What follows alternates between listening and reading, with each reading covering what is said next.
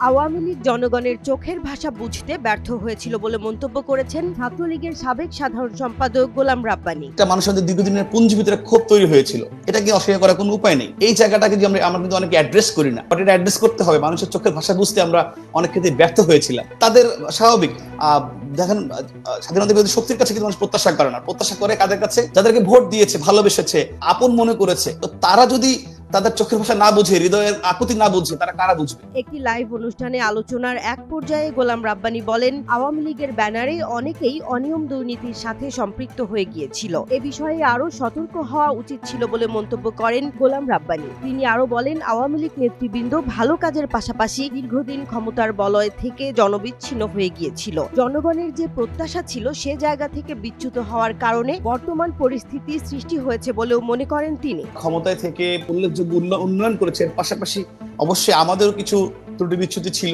যেগুলোতে মানুষ আসলে আওয়ামী লীগের কাছে বারংবার প্রত্যাশা করেছে এবং অনেক ক্ষেত্রে আশাহত হয়েছে। এটা অস্বীকার করার কোনো উপায় নেই। আমরা যেমন একদিকে ভালো কাজ হয়েছে, তেমনি ভাবে এই আওয়ামী লীগের ব্যানারে অনেকেই অনিয়ম দুর্নীতির সঙ্গেও সম্পৃক্ত হয়ে গিয়েছিল, যে জায়গাটায় আমাদের আরো বেশি সচেতন হওয়া উচিত ছিল। আওয়ামী লীগ ও ছাত্রলীগের অভ্যন্তরীণ রাজনীতি, ইউনূস সরকারের রাষ্ট্র পরিচালনা, রাজনৈতিক দলগুলোর কর্মকাণ্ড এবং আগামীতে কেমন রাজনীতি প্রয়োজন এ বিষয়ে কথা বলেন ছাত্রলীগের সাবেক সাধারণ সম্পাদক গোলাম রাব্বানী।